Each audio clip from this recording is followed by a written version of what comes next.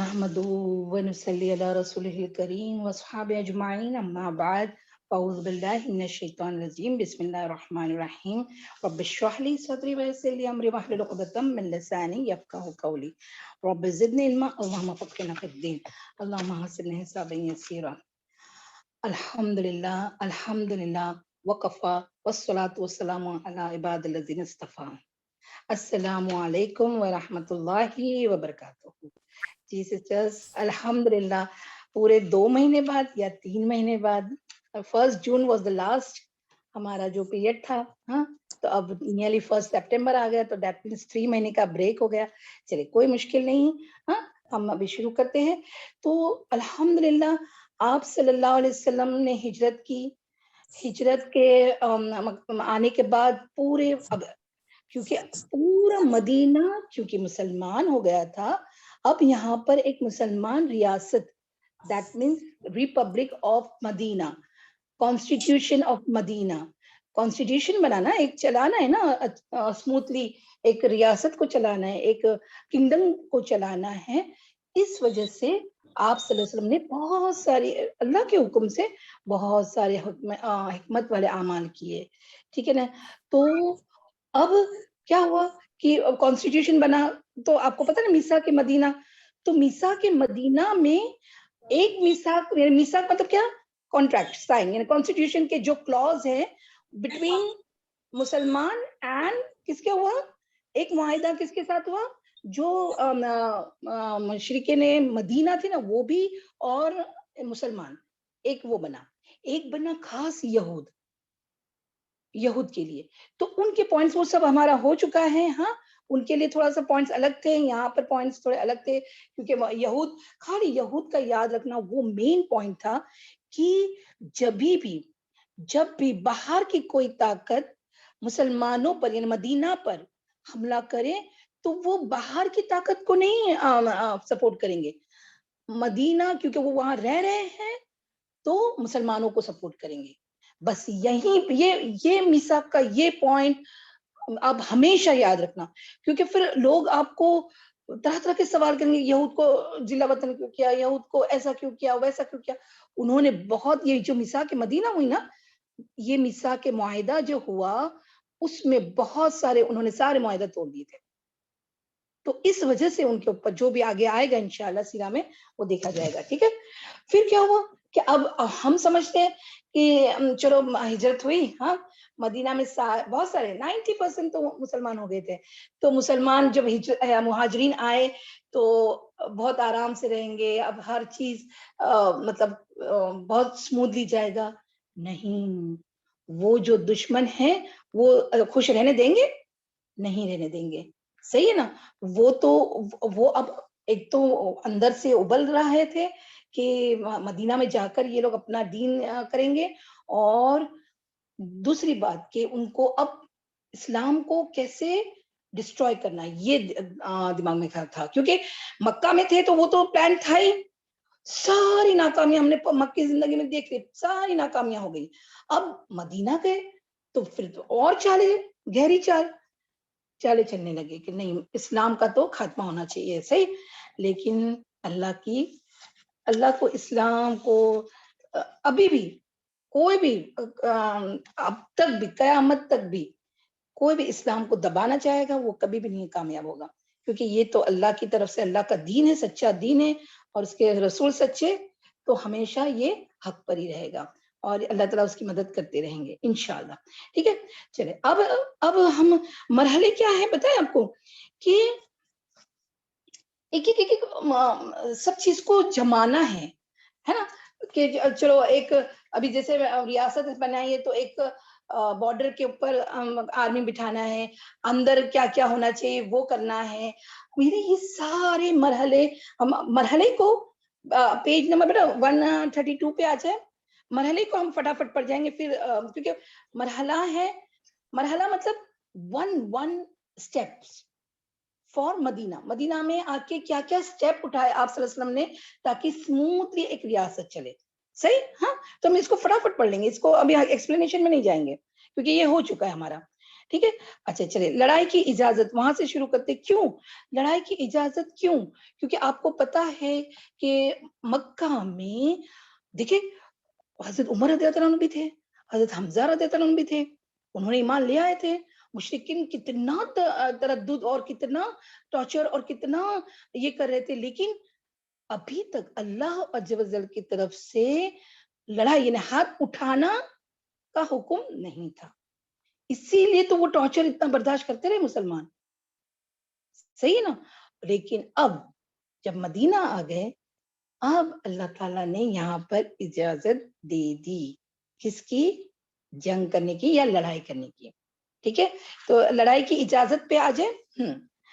اعوذ باللہ من الشیطان الرجیم, بسم اللہ الرحمن الرحیم. اللہم صلی علی محمد وعلی محمد کما صلیت علی ابراہیم وعلی آل ابراہیم انک حمید مجید. اللہم بارک علی محمد وعلی محمد کما بارکت علی ابراہیم وعلی آل ابراہیم انک حمید مجید.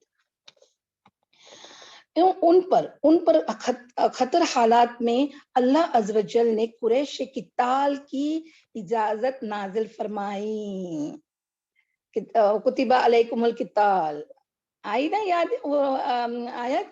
بس یہی اللہ تعالیٰ نے کہا کہ تم پر قتال اب فرض کر دی گئی. ٹھیک ہے, تو یہ وہی اسی کا شان نزول یہی ہے. آئندہ چل کر حالات مزید بدلے تو یہ اجازت واجب کے درجے تک پہنچ گئی, یعنی قتال کرنا واجب ہو گیا, جس میں غیر قریش بھی شامل تھے. لیکن ان واقعات کے ذکر سے پہلے ان مراحل کو مختصر ذکر کر دینا ضروری ہے. صحیح, چلے.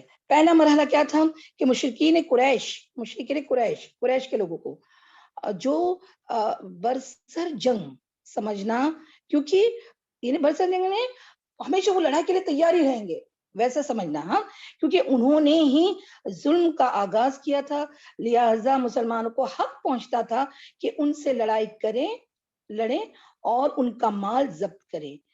جبکہ دوسرے مشرکین عرب کے ساتھ یہ صورتحال نہ تھی, یہ ہم سمجھا چکے. ہاں, دوسرا مرحلہ مشرکین عرب. اب مشرکین عرب یعنی وہ مشرک جو مدینہ میں یا مدینہ کے اطراف میں عرب کے پورے علاقے میں جو ابھی تک مسلمان نہیں ہوئے. ہاں, دوسرا مرحلہ میں کیا کیا آپ صلی اللہ علیہ وسلم نے؟ مشرکین عرب میں سے جو قریش کا ساتھ دے, بہت غور سے سننا, جو قریش کا ساتھ دیں اور ان سے اتحاد کر لیں, یعنی ان سے معاہدہ یا ان کا ہاتھ ملا لے, ہم کہتے ہیں نا ہاتھ ملا لے کرے, یا غیر قریش میں سے جو بذات خود مسلمان پر ظلم و زیادتی کرے, ان سب سے لڑنا. دیکھیں کس سے لڑنا؟ پہلے تو قریش سے لڑنا تو حق ہے, کیونکہ انہوں نے ظلم کی تھے, آغاز انہوں نے کیا تھا. ٹھیک ہے, اگر وہ لڑنے آئے تو. ہاں, ابھی بھی ڈیفینسو ہے, ابھی بھی ڈیفینسو مطلب جب وہ آئیں گے لڑنے تو یہ ہاتھ اٹھانا ہے, جا کر خود ابھی نہیں, وہ ابھی تک نہیں ملی ہے اجازت. صحیح ہے.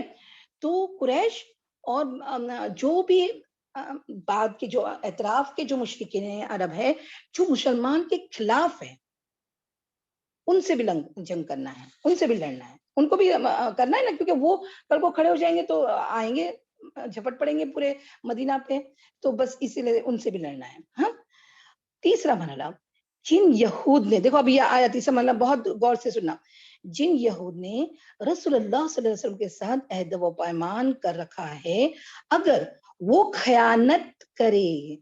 خیانت کو کب کرے؟ کوئی بتائے گا خیانت کب کریں گے وہ لوگ؟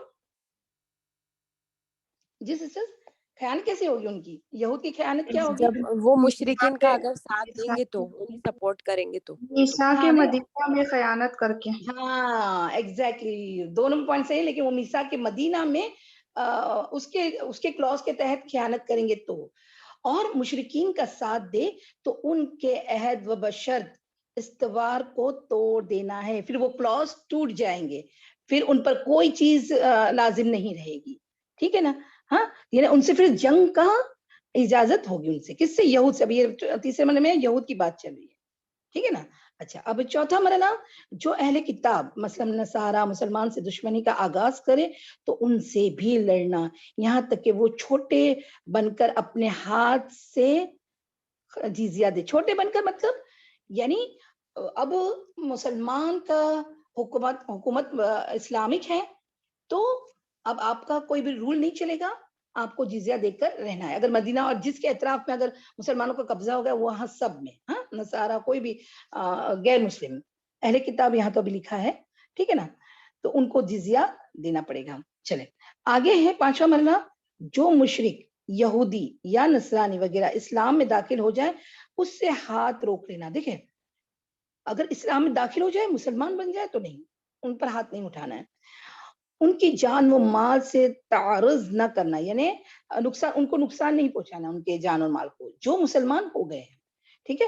اور سوائے اس صورت کے وہ خود شرعی طور پر اس کا سزاوار ہو اور اس کا حساب اللہ پر ہوگا, ٹھیک ہے نا. یعنی اگر کچھ سزاوار ہے, کوئی ایسا کام کر دیا ہے جو نہیں کرنا چاہیے تو پھر کوئی بات نہیں, لیکن مسلمان پہلے ان کا نقصان یا کچھ بھی نہیں کریں گے جو اگر مسلمان ہو گئے تو اہل کتاب میں سے. صحیح ہے. چلے اب آج کا ہمارا ٹاپک ہے سرایا اور غزوات. سرایا کا مطلب دیکھیں ابھی آپ کیا ہوگا پتہ ہے, سرایا مطلب ایک ایسا دستہ یا ایسا انفینٹری یا ایسا ایک فوجی ٹروپ کہتے ہیں نا جس میں بہت سارے فوج ہوں پر بہت نہیں ہو, ایسے اسمال ہو. تو سرایا ایسا دستہ کہ جس میں آپ صلی اللہ علیہ وسلم شریک نہیں ہوئے تھے, یا اگر شریک ہوئے تو بھی غزوہ نہیں ہوا. غزوہ مطلب لڑائی نہیں ہوئی, کیونکہ کبھی کبھی آپ آگے دیکھیں گے سرایا اس کو بھی کہا جا رہا ہے کہ جہاں آپ صلی اللہ علیہ وسلم خود بنفس گئے تھے.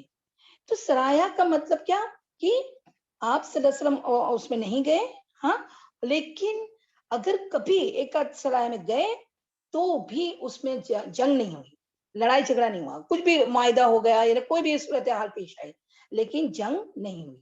ہاں غزوات یعنی غزوات کی تو جمع ہے نا, غزوہ کی جنگیں جس میں آپ صلی اللہ علیہ وسلم خود بنسبت موجود تھے وہ سارے کو غزوات کہتے ہیں. لیکن جس میں نہیں بھی موجود, جیسے غزوہ موتا میں آپ صلی اللہ علیہ وسلم نہیں تھے لیکن اس کو بھی غزوہ کہا جاتا ہے. جس میں لڑائی ہوئی, جس میں تلواریں چلی تو اس کو غزوات کہتے ہیں. اب یہ بات سمجھ میں آئی, ڈیفینیشن آف سرایا غزوات. جی سسٹر سمجھ میں آیا؟ جی میم الحمدللہ. سرایا اور غزوات جیسا کہ گزر چکا ہے کہ رسول اللہ صلی اللہ علیہ وسلم اور مسلمان شروع ہی سے احتیاط کا دامن پکڑے ہوئے تھے اور انہوں نے پہرے اور ہتھیاروں کے ساتھ سونے کا انتظام کر رکھا تھا. یعنی وہ آپ امیجن کریں کہ ان کو اتنا ڈر تھا کہ اسلحہ اپنے ساتھ ہی رکھتے تھے, اپنے بازو میں ہی رکھتے تھے اور ویسے سوتے تھے احتیاطی طور پر, کیونکہ پتا تھا نا کہ قریش چوپ بیٹھنے والوں میں سے نہیں تھے, کچھ نہ کچھ تو کریں گے. صحیح, تو اتنا خطرہ تھا. دیکھو ہم سمجھتے کہ او چلو ہجرت ہو گئی بہت سکون میں آ گئے, نہیں, یہی تو ہمارا دین ہم کو سکون کہتے ہیں نا کہ انشاءاللہ آخرت میں جنت میں ملے گا انشاءاللہ. جو دنیاوی زندگی ہے اس میں تو ایک کے اوپر ایک مرحلے, ایک کے اوپر ایک مشکلات یا ایسے حالات آتے جائیں گے. آپ کسی کو بھی آپ اوپر سے دیکھیں گے ارے اس کی زندگی کتنی آسان ہے, نہیں ہے, کسی کی بھی زندگی آسان نہیں ہے, سب کو اوپر چڑھاؤ آتا ہی ہے. صحیح ہے نا. تو یہاں پر دیکھیں نا اب کتنا اجر کا کام کیا کہ ہجرت ہو گئی. یہاں پر ہم سمجھے کہ اب سب چیز دین پہ عمل کرنا اتنا آسان ہوگا, لیکن دیکھیے باہری طاقت ہے نا, کتنے سارے غزوات تو مدینہ میں ہی ہوئے, ورنہ تو یعنی ایسا ہوتا تو شہداء کتنے ہوئے اسلام کے. تو اسموتھ تو کسی کی بھی لائف نہیں ہوتی ہے. صحیح ہے, یہ بات سمجھ میں آئی؟ ہاں, کسی کو بھی دیکھ کے یہ نہیں سمجھنا کہ ان کی لائف بہت اسموتھ ہے, سب کی لائف میں اتار چڑھاؤ سب ہوتے رہتے ہیں. ہاں ایک کام ہے کہ ہمارا جو کام ہے, ہم جو کام کرتے ہیں نا, کوئی بھی کام, ابھی جیسے آپ لوگ کام کریں دین کا سیکھنے کا کام, ٹھیک ہے نا, اب آپ لوگ اسٹوڈنٹ ہیں تو یہ کام کو آپ کو رکانا نہیں چاہیے, ورنہ تو آپ روز اٹھیں گے آج پیٹ درد ہے, آج سر درد ہے, آج بدن درد ہے, اور آپ بیٹھ جائیں گے, کلاس نہیں جوائن کریں گے. نہیں, یہ تو نہیں ہے نا. دیکھیں اب صحابہ کا ہمارے سامنے مثال ہے. صحیح ہے نا. پھر اب کبھی ایسا ہوتا ہے کہ شادی کا کوئی مرحلہ آیا یا تو چلو چند دن کی بات الگ ہے, لیکن ہم لوگ مہینے بھر سے یہ تیاری کرنی, وہ تیاری کرنی ہے. سب سے پہلے ہماری نمازوں پر اور ہمارے دین کے علم سیکھنے پر, اس پر اثر ہوتا ہے کہ نہیں سسٹرز, بتائیں. جی میم ہوتا ہے نا؟ بہت صحیح زیادہ. بات ہے. تو ہاں انشاءاللہ ابھی ہم کو مدینہ کے جو بھی حالات ہے اس سے ہم کو یہی سبق لینا ہے انشاءاللہ. ٹھیک ہے چلے آگے ہیں کہ جس کا ہاں جب قتال کی اجازت نازل ہوئی، اعوذ باللہ من الشیطان الرجیم، بسم اللہ الرحمن الرحیم، قتال کی اجازت نازل ہوئی تو رسول اللہ صلی اللہ علیہ وسلم نے فوجی طلایہ گردی کا انتظام فرمایا. اب طلایہ گردی کیا ہوتا ہے؟ طلایہ گردی مطلب کیا کہ چھوٹے چھوٹے دستے جو بارڈر پر، جیسے ابھی ہمارے بارڈر پر ہمارے جو جوان ہیں وہ گھومتے رہتے نا، اس کو طلایہ گردی کہتے ہیں کہ وہ دیکھتے ہیں کوئی اندر بارڈر کے اندر نہیں آ جائے، اور وہ حفاظت بارڈرز کی کرتے ہیں. ٹھیک ہے نا؟ تو یہ بارڈر کیا کیے، جو بارڈرز ہے کنٹری کی اس کو حفاظت کے لیے جو فوجی دستہ بھیجا جاتا ہے اس کو، اور وہ جو گھومتے رہتے ہیں اس کو طلایہ گردی کہتے ہیں. ٹھیک ہے، جس کا سالار اپنے کسی صحابی کو بنا دیا کرتے تھے اسے سریہ کہا جاتا ہے. اور کبھی کبھی آپ صلی اللہ علیہ وسلم بنفس نفیس بھی نکلتے تھے، اسے غزوہ کہا جاتا تھا. اب یہاں دیکھیں، یہاں دونوں کا ڈیفینیشن وہی ہے کہ آپ نکلتے تھے، لیکن کبھی کبھی ایسا ایک آدھ دو موقع پر سرایا اور غزوہ کا کبھی ڈیفینیشن میں تھوڑی چینجز ہے، کب بھی ایک آدھ. ہاں باقی تو یہی ہے ڈیفینیشن، انڈر لائن کریں. اس طرح گردی کا مقاصد یہ تھے. اب یہ طرح گردی آپ صلی اللہ علیہ وسلم کیوں بھیجتے تھے؟ یہ ایسے ٹروپس، انفینٹری، پیٹرولنگ کے لیے بھیجتے تھے. کیوں بھیجتے تھے اس کا ایک ایک ہمارے پاس ابھی آگے پوائنٹس آئیں گے. ہاں ٹھیک ہے نا، چلیں آگے ہیں. نمبر 1 پوائنٹ، دشمن کی نقل و حرکت کا پتہ لگانا اور مدینہ کے اطراف کو محفوظ رکھنا ہے نا، بارڈر محفوظ کر لیتے نا.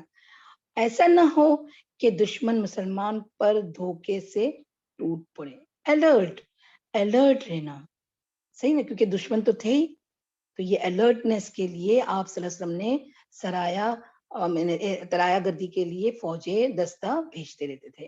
ٹھیک ہے، تو اچھا آپ کبھی بھی یہ جو پوائنٹس آئیں گے نا تو آپ کو اس کو ذہن میں رکھنا ہے. کیوں؟ کیونکہ کوئی بھی آپ کو ایسا اگر پوائنٹ لے کے آئے کہ دیکھیں آپ صلی اللہ علیہ وسلم نے، آپ کہتے ہیں کہ امن و امان والے پروفیٹ تھے، تو یہاں تو جنگ کے لیے بھیج رہے، انہیں لڑائی کے لیے بھیج رہے. تو آپ کو یہ سارے پوائنٹس پتا ہونے چاہیے تاکہ آپ برابر کسی کو بھی جواب دے سکے. صحیح چلے نمبر 2 پوائنٹ، قریش کے قافلوں سے چھیڑخانی کر کے ان پر دباؤ ڈالنا. اب یہ آپ کو میں بتاتی ہوں یہ کیا ہے. ہاں، قریش کے قافلوں پر سے چھیڑخانی کر کے ان پر دباؤ ڈالنا تاکہ انہیں اپنی تجارت اور جان و مال کے لیے خطرے کا احساس ہو جائے. اس کے بعد یا تو وہ اپنی حماقت سے آ کر مسلمان سے صلح کر لے اور انہیں اسلام کو پھیلانے اور اس پر عمل کرنے کے لیے آزاد چھوڑ دے. اور یہی مسلمانوں کی انتہائی آرزو تھی، یا جنگ اور قتال کا راستہ اپنائیں.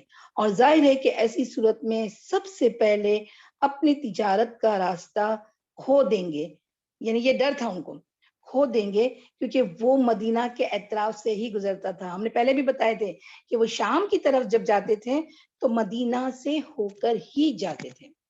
بات سمجھ میں آئی ہے؟ ہاں، مدینہ سے ہو کر ہی جاتے تھے. ان کو یعنی یہ دیٹ ٹریڈ کا ان کا راستہ تھا. صحیح، تو ان کو اس سے جانا ہی پڑتا تھا. تو اس صورت میں سب سے کیونکہ وہ مدینہ کے اطراف سے گزرتا تھا، اور دوسرا درجہ پر اللہ کے حکم اور اس کی مدد سے اپنے شر اور ظلم کا بدلہ پا جائیں گے. اس کی طرف اللہ سبحانہ تعالیٰ کے کلام میں کئی بار اشارہ کیا جا چکا ہے. یعنی کئی بار جب اللہ تعالیٰ فرماتے ہیں نا قرآن میں کہ قتال کیا جائے، ان کو روک دیا جائے، ان سے جھگڑا کیا جائے، تو یہ سارے ان کا پس منظر کیا تھا؟ یہی تھا. چلیے نمبر 3 پوائنٹ پہ ہے دوسرے قبائل کے ساتھ دوستی و تعاون اور جنگ نہ کرنے کا معاہدہ کرنا. اب دیکھیں، اب آپ امیجن کریں یہ ہمارا سالمیہ جیسے مدینہ ہے. ٹھیک ہے، اب حولی میں سپوز کون رہتا ہے؟ قریش کا سالمیہ سے ہی جا کر ان کا سپوز فائل میں ان کا تجارت ہو رہی ہے. تو اگر ان کو نہ روکا جائے, دیکھیں آپ غور سے سننا, اگر ان کو نہ روکا جائے, آرام سے گزرنے دیا جائے تو کیا ہوگا بتاؤ, کیا ہوگا اگر ان کو روکا نہ جائے اور ان سے تھوڑا ان کو خطرہ نہ دکھایا جائے کہ تمہارا مال بھی لوٹا جائے گا, تو کیا ہوگا, کوئی بتائے گا کیا کریں گے یہ لوگ آرام سے گزرنے دیں گے تو؟ ان بولے پر چڑھائی کریں گے نا میم, ہاں ان کو کچھ مطلب نہ کچھ لائٹلی لیں گے. جی کچھ نہ کچھ چھیڑخانی یا کچھ نہ کچھ چال بازیاں کرتے رہیں گے, سمجھ میں آیا؟ تو ان سے الرٹ رہنا چاہیے نا, صحیح ہے. اسی لیے آپ صلی اللہ علیہ وسلم ان کی تجارت کا قافلے کو جانے سے منع کرتے تھے کہ وہ مدینہ سے نہ گزرے, ان کو اب یہ خطرہ ہو جائے. اور ویسے بھی اللہ سبحانہ تعالیٰ کا تو حکم ہے نا کہ اسلام تو سب جگہ ہونا چاہیے, رائٹ. تو اندر کی جو نیت کیا تھی وہاں میں, یہ دیکھیں نا, یہ یہاں لکھا ہوا ہے نا کہ مسلمانوں کی تو یہ خواہش تھی کہ وہ ڈر سے, ایٹ لیسٹ وہ ٹریڈ کے ڈر سے, ایٹ لیسٹ وہ تجارت کے ڈر سے وہ مسلمان ہو جائے سارے قریش, کہ ان کو خطرہ ہو جائے کہ ہمارا مال بھی لوٹا جائے گا, ہم کو اب تجارت کرنے نہیں ملے گی, تو چلو مسلمان ہو جاتے ہیں تو یہ تو خطرہ مٹ جائے گا, ہے نا, ایسا ہوتا ہے نا. تو یہ اندر سے خواہش تھی, یہ نہیں سوچتا کہ مال لوٹنے کے لیے مسلمان یا آپ صلی اللہ علیہ وسلم بھیجا تھا, صحیح. ہاں یہ کبھی بھی یہ آپ کو پوائنٹ یاد رہنا چاہیے, reason, the motive of the مال لوٹنا یا ان کو وہاں سے جانے کی اجازت نہ دینا قریش کو, ہاں تجارت کے, یہ آپ یاد رکھنا. چلے پھر ہے ابھی آجو بازو کے قبائل تو اتنے مسلمان نہیں ہوئے تھے, تو ان کو بھی مسلمان, کیونکہ دیکھیں اسلام کی دعوت دینا یہ تو مقصد ہے نا, یہ تو وہ مقصد اب مسلمان کبھی بھی نہیں بھولے. اور آپ صلی اللہ علیہ وسلم نے کبھی بھی, دیکھو اتنی جنگیں بھی ہوئی تو بھی دعوت کا کام, تبلیغ کا کام ہوتا ہی رہا, ہاں صحیح ہے نا. تو دوسرے قبائل کے ساتھ دوستی و تعاون اور جنگ نہ کرنے کا معاہدہ کرنا, یعنی وہ لوگ کل کو وہ مسلمان نہیں ہیں, اٹھ کھڑے ہوں گے مدینہ میں, تو پہلے سے ہی ان سے معاہدہ لے لو کہ وہ لوگ آگے جنگ نہیں کریں گے, ٹھیک ہے.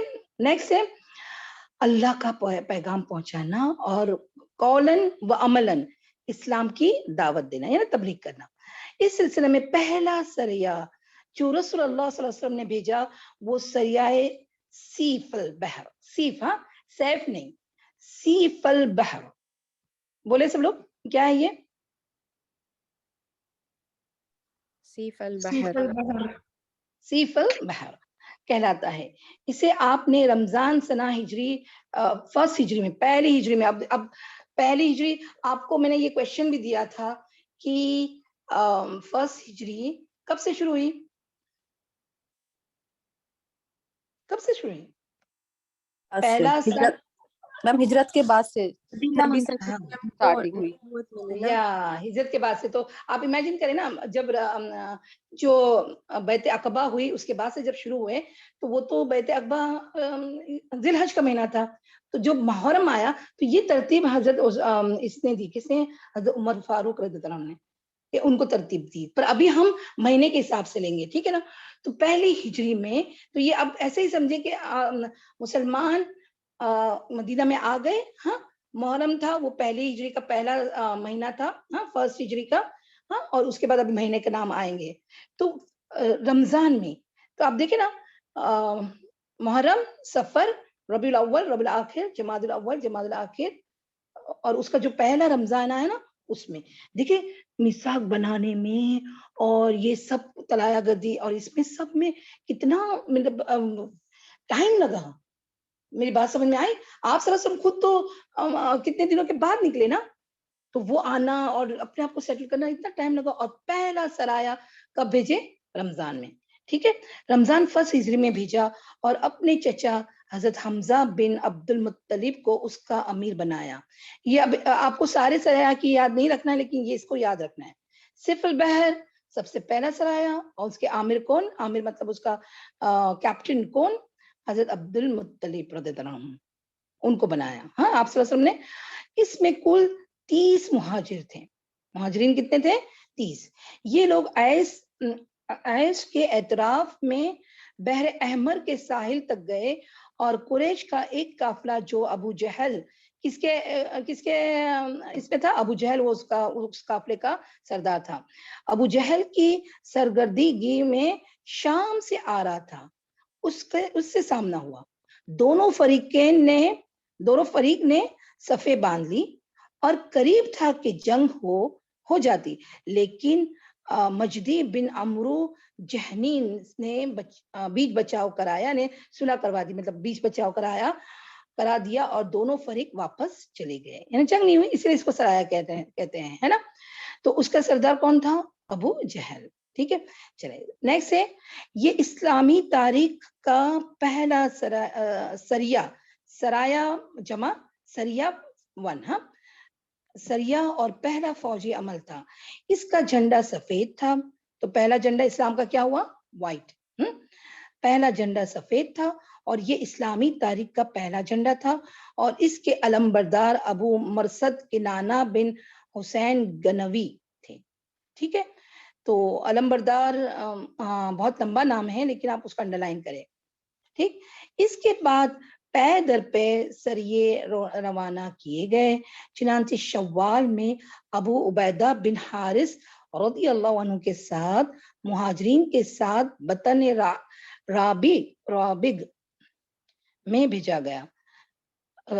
وہاں ابو سفیان، اب دیکھ پہلے ابو جہل ملے وہ قافلے میں، اب یہاں کون؟ ابو سفیان ملے، اور ابو سفیان سے سامنا ہوا جو 200 آدمیوں کے ساتھ تھا. دونوں طرف سے تیر چلے لیکن جنگ نہیں ایسے دور دور سے تیر چلاتے رہتے کہ وہ سمجھیں گے ہم بھی ہے، وہ مقابلے میں ہم بھی ہے، تو ایسے دور سے تیر چلاتے رہے، کسی کو لگا وگا نہیں، لیکن جنگ نہیں ہوئی. ٹھیک ہے، چلے نیکسٹ ہے پھر ذی القعدہ. دیکھ اب ذی القعدہ آیا، رمضان، شوال اور ذی القعدہ. ذی القعدہ میں حضرت سعد بن ابی وقاص رضی اللہ عنہ کو 20 مہاجرین، پھر سے مہاجرین 20 مہاجرین کے ساتھ رابغ کے قریب خرار کی طرف بھیجا گیا، لیکن ان کا کسی سے سامنا نہ ہوا. نیکسٹ، اب ذی القعدہ حرمت والا مہینہ تھا، جھگڑا کرنے نہیں گئے تھے، لیکن وہاں سے ریٹرن آئے. کیونکہ اب میں اس پر کیوں ہائی لائٹ کر رہی ہوں آپ کو، کیونکہ آگے ایک بات آئے گی جو قرآن میں بھی ہے، وہ بات آئے گی، اس لیے میں نے آپ کو یہ بتایا. ہاں، نیکسٹ ہے اس کے بعد سفر سنہ 2 ہجری، اب 2 ہجری آ گیا. سنہ 2 ہجری میں 70 مہاجرین، پھر مہاجرین کے ساتھ رسول اللہ صلی اللہ علیہ وسلم بذات خود نکلے. دیکھا ابھی آیا نا، آپ صلی اللہ علیہ وسلم خود نکلے، اب یہ سرایا ہے لیکن خود نکلے، اور ابوا یا ودان تشریف لے گئے، لیکن کسی سے سامنا نہ ہوا. اس سفر میں آپ صلی اللہ علیہ وسلم نے عمرو بن مخشی الدمری کے ساتھ امان اور تعاون کا معاہدہ کیا. یعنی وہ قبیلے کے سردار تھے، تو وہاں ملے وہ اس قبیلے کے پاس، تو ان سے تعاون مطلب معاہدہ کرا لیا کہ کوئی جنگ نہیں ہوگی، ہم آپ کا ساتھ دیں گے. ٹھیک ہے، معاہدہ کیا. یہ پہلی مہم ہے جس میں رسول اللہ صلی اللہ علیہ وسلم بذات خود نکلے. ٹھیک ہے، اس کے بعد آپ صلی اللہ علیہ وسلم ربیع الاول سنہ 2 ہجری میں 200 مہاجرین، پھر مہاجرین کے ساتھ ردوا کے اطراف میں بوات تک تشریف لے گئے. وہاں بھی کسی سے سامنا نہ ہوا. اسی مہینے میں کرزین، کیا کرزبن میم، کرزبن، جی جزاک اللہ خیر. اوکے، نہیں کرز ہے، کرز بن جابر فہری نے مدینہ کی چراگاہ پر چھاپا مارا اور کچھ مویشی ہاک لے کر لے گیا. رسول اللہ صلی اللہ علیہ وسلم نے 70 مہاجرین، پھر 70 مہاجرین کے ساتھ اس کا تعاقب کیا اور بدر کے اطراف میں صفوان تک تشریف لے گئے، لیکن کرز نکل بھاگا. اس واقعے کو غزوہ بدر اولا بھی کہتے ہیں. کیا ہوا؟ وہ چرواگا آیا، کون؟ کرز بن جابر فہری، تو وہ جب بھاگا نا تو وہ بدر کی طرف تک بھاگا. ٹھیک ہے، اس لیے یہ غزوہ بدر اولا بھی کہتے ہیں، کیونکہ جو مین غزوہ ہے نا اس کو غزوہ بدر کبریٰ کہتے ہیں. ٹھیک ہے، چلے اس کے بعد آپ جمادی الاولا یا جمادی الاخر 2 ہجری میں 100 یا 250 مہاجرین کے ساتھ، سب مہاجرین کے ساتھ ذوالعشیرہ تک تشریف لے گئے. مقصود قریش کے ایک قافلے کو روکنا تھا جو ملک شام جا رہا تھا، لیکن وہ آپ صلی اللہ علیہ وسلم کے پہنچنے سے چند دن پہلے ہی جا چکا تھا. اس سفر میں آپ صلی اللہ علیہ وسلم نے بنو مدلج کے ساتھ جنگ نہ کرنے کا معاہدہ کیا. دیکھیں سرایا تھا نا، آپ صلی اللہ علیہ وسلم گئے، ہاں، اور یہ بھی ایکسپیڈیشن تھی, ٹھیک ہے, لیکن کیا ہوا, کچھ نہ کچھ تو فائدہ ہوا نا. بنو مدلج ان کے ساتھ کیا جنگ نہ کرنے کا معاہدہ کر لیا. پھر جب رجب, اب یہ رجب کو تھوڑا انڈر لائن کریں ہم, پھر رجب سنہ 2 ہجری میں, آپ اب غور سے سنا, میں آپ لوگوں کو کوشچن کروں گی. جب پھر رجب سنہ 2 ہجری میں آپ صلی اللہ علیہ وسلم نے عبداللہ بن جہش اسدی رضی اللہ عنہ کو 12 مہاجرین کے ہمراہ مکہ اور طائف کے درمیان, دیکھیں مکہ اور طائف اب کون سی سائڈ ہے, مکہ اور طائف, طائف کے اس کے پاس نخلا, یعنی یہ قریش کے نزدیک, مکہ کے نزدیک ہو گیا نا, قریش کے نزدیک یہ بات ہوئی ہے. ان کے ہمراہ مکہ اور طائف کے درمیان مقام نخلا کے لیے روانہ کیا. ہاں, مقصود یہ تھا کہ وہ قریش کے ایک قافلے کی خبر لائیں. مقصد تو کیا تھا, آپ صلی اللہ علیہ وسلم نے قافلے کی خبر لانے کے لیے بھیجا تھا, ٹھیک ہے. مگر ان لوگوں نے قافلے پر حملہ کر کے, اب دیکھو کچھ اور ہو گیا اس میں, قافلے پر حملہ کر کے ایک آدمی کو قتل اور 2 کو قید کر لیا اور قافلے کو ہانک لائے. اس حرکت پر رسول اللہ صلی اللہ علیہ وسلم ناراض ہوئے, چنانچہ قیدیوں کو چھوڑ دیا اور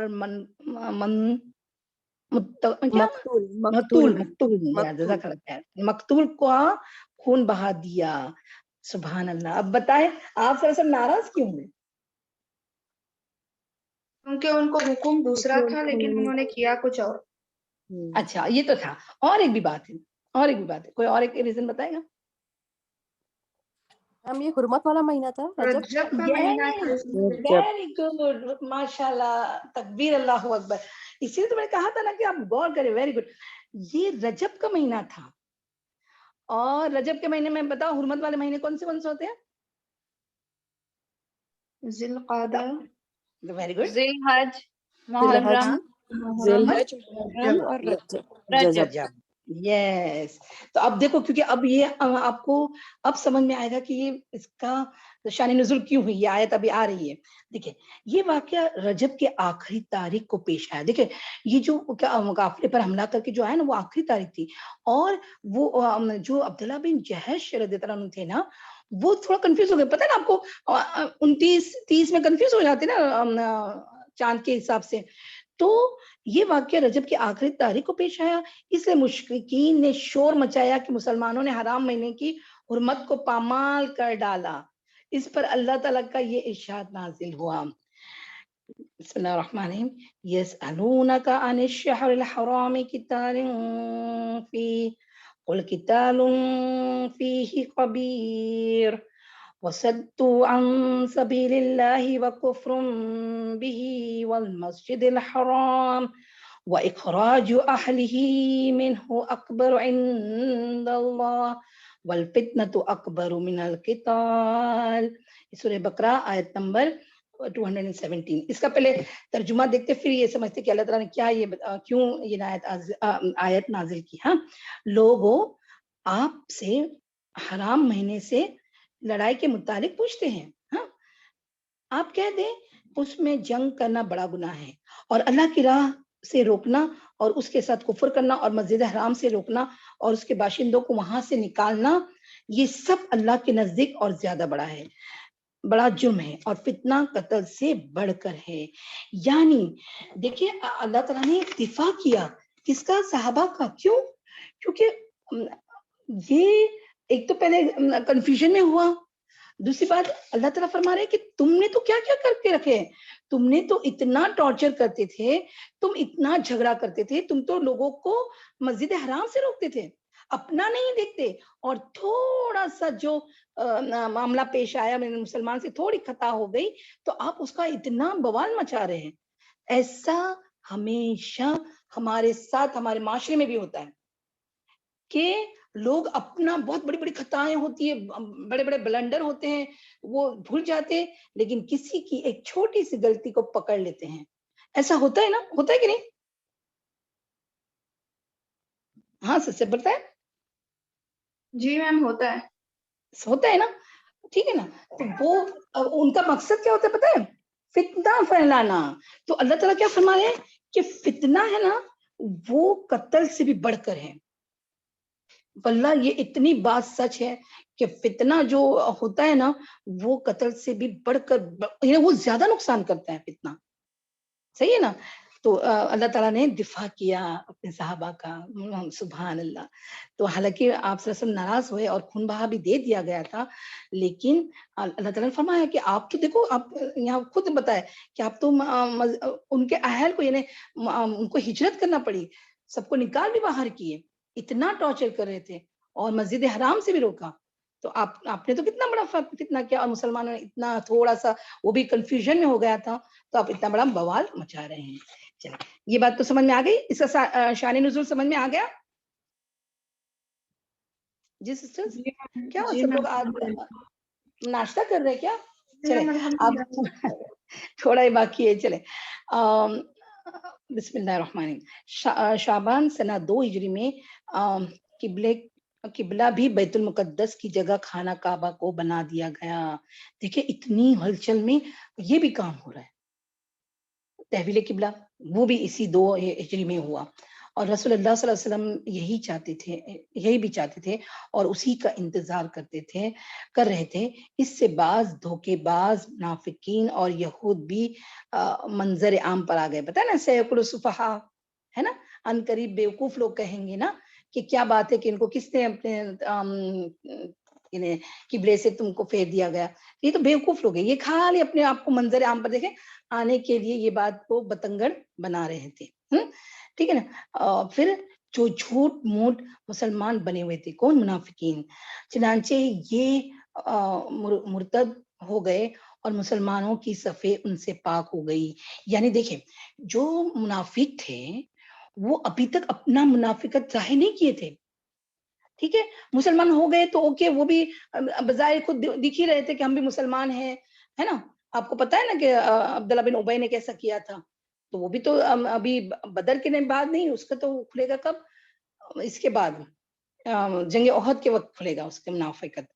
تو یہ جس نے بھی یہ تحویل قبلہ کو یعنی اس کو غلط بتایا یا اس کے اوپر فتنہ کھڑا کیا، وہ سب کیا تھے؟ منافق تھے، جو بظاہر اپنے آپ کو مسلمان کہہ رہے تھے. دیکھیں اب ٹوٹلی مرتد ہو گئے. ٹھیک ہے، مسلمان نہیں رہے. ہاں، اور یہاں چھٹ گئے نا تحویل قبلہ سے بھی. جو منافق تھے وہ ہٹ گئے اور جو پکے مسلمان تھے وہ ہٹ گئے، یعنی چھٹ گئے. ہم بولتے نا کہ جدا جدا ہو گئے، پتہ چل گیا سب کو. اور مسلمانوں کی صفیں ان سے پاک ہو گئی. دیکھیں ظاہرتاً وہ نماز بھی پڑھ رہے تھے. اور پھر اللہ تعالیٰ نے ایسا ایک واقعہ آتا ہے کہ کسی کی بھی منافقت ہمیشہ کھل جائے گی. یاد رکھیں منافق جو ہوتا ہے وہ اندر سے اپنا اسلام چھپاتا ہے کہ میں مسلمان ہوں، مطلب نہیں ہوں، لیکن دکھاتا ہے. لیکن کبھی ایک واقعہ ایسا آتا ہے کہ وہ پتا چل ہی جاتا ہے. صحیح. یہ تھی جنگی نقل و حرکت جو مدینہ اور اس کے اطراف کے امن کی حفاظت کے لیے رسول اللہ صلی اللہ علیہ وسلم اور مسلمان نے قائم کر رکھی تھی. اس سے قریش کو یہ بتلانا بھی مقصود تھا کہ اگر وہ اپنے شر سے باز نہ آئے تو انجام برا ہوگا. لیکن وہ اپنی خود سری اور تکبر میں بڑھتے ہی گئے. چنانچہ بدر کے میدان میں اس کی سزا پالی اور جزا بہرحال گھاٹے ہی کی تھی. سبحان اللہ. چلے الحمدللہ یہاں پر ہمارا یہ چیپٹر ختم ہوا. انشاءاللہ ہم لوگ نیکسٹ اس میں بدر کا پورا انشاءاللہ لیں گے. ہاں، غزوہ بدر. اور بس میرا یہ ایک سوال ہے جو ہم ریکارڈنگ کے بعد آپ سے پوچھیں گے. خالی سوال سن لیں، آپ لکھ لیں. سریہ جو آپ صلی اللہ علیہ وسلم نے بھیجے تھے اس کے مقاصد کیا تھے؟ سریہ کے. ٹھیک ہے، چلیں. وآخر دعوانا الحمدللہ رب العالمین. سبحانک اللہم وبحمدک، نشہد ان لا الہ الا انت، نستغفرک ونتوب الیک. السلام علیکم ورحمۃ اللہ وبرکاتہ.